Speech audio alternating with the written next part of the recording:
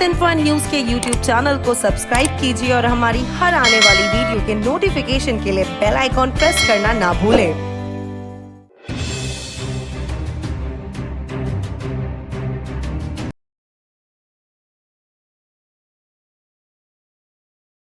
नमस्कार दोस्तों, हम सबको पता है कोरोना की दूसरी लहर बहुत खतरनाक है और खासकर बच्चों में नया जो कोरोना का संक्रमण हो रहा है वो बहुत अत्यधिक हो रहा है और बच्चों में जो संक्रमण दर है काफी ज्यादा है पहले की लहर से। तो इसलिए हम सबको इस समय बच्चों को ज्यादा ध्यान रखने की जरूरत है। जो अभी जो संक्रमण है, चाहे वो तीनों स्ट्रेन है, चाहे यूके का स्ट्रेन हो, ब्राजील का हो या आपका इसका डबल म्यूटेंट स्ट्रेन हो, तो ये सारे स्ट्रेन जो है कहीं ना कहीं बड़ी तेजी से फैल रहे हैं और बच्चों को भी अपनी चपेट में ले रहे हैं। पहले बच्चों में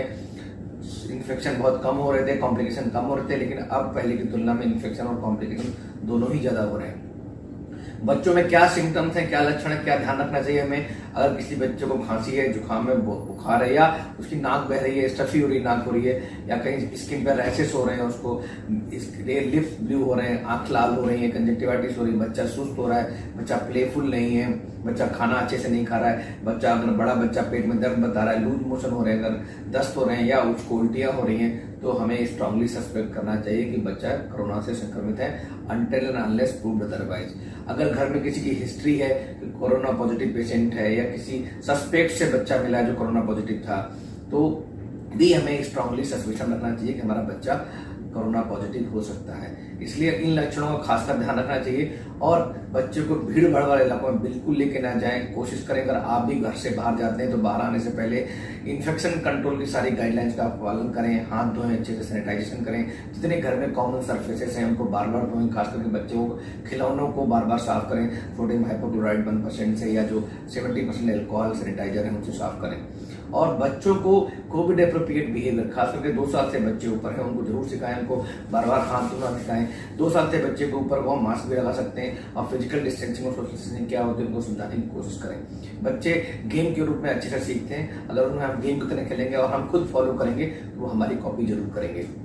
दूसरी बात, अगर बच्चा आपके घर में है, बच्चों को नॉर्मली भर्ती करने की आवश्यकता नहीं होती, नॉर्मली सीरियस नहीं होते बच्चे। अगर बच्चा घर में है तो आपको कुछ बातों को जरूर ध्यान रखना चाहिए। कुछ ऐसे खतरे के साइन है, अगर ऐसे साइन दिखते हैं, सिम्टम दिखते हैं तो तुरंत आपको नियरेस्ट हॉस्पिटल में जाना चाहिए या डॉक्टर से सलाह लेनी चाहिए। अगर बच्चे की पसली चल रही है, मतलब सांस तेज चल रही है, इसका मतलब बच्चे को अंदर निमोनिया है, और अगर छाती में सांस लेते हुए गड्ढे पड़ रहे हैं या सांस तेज गति से चल रही है या उसके नथुने फूल रहे हैं या जो गले में जो उसके जो मसल्स हैं एक प्रोमिनेंट हो रहे हैं जब बच्चा सांस ले रहा है, या बच्चा सुस्त हो गया है, या बच्चा दूध नहीं पी रहा है, बच्चा प्लेफुल नहीं है, बच्चा सो ज्यादा रहा है, स्लीपी हो रहा है, ड्राउजी हो रहा है, कंफ्यूज हो रहा है, या बच्चे को सीजर है, दौरा पड़ रहा है, या उसके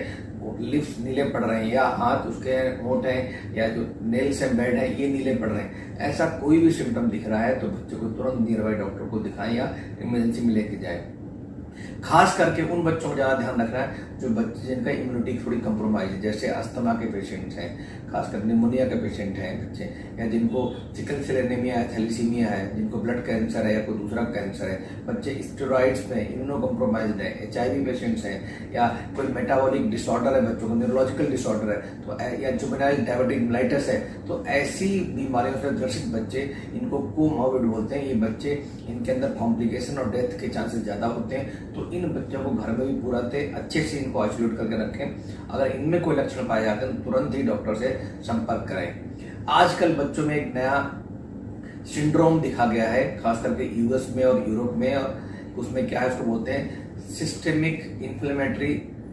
सिंड्रोम इन चिल्ड्रन। मीन्स जैसे मल्टी ऑर्गन डिस्फंक्शन होता है हमारे एडल्ट में, ऐसे multi system inflammatory syndrome in children होता है, MIS-C बोलते हैं इसको, MIS-C। इसमें क्या होता है, जो बच्चे होते हैं खासकर थोड़े बड़े बच्चे, उनमें क्या होता है हाथ पैर में सूजन आना, उनके लिप्स जो है क्रिकल्स मतलब फट जाते हैं, रेड हो जाते हैं, आंखों में कंजक्टिवाइटिस या लालीपन हो जाता है,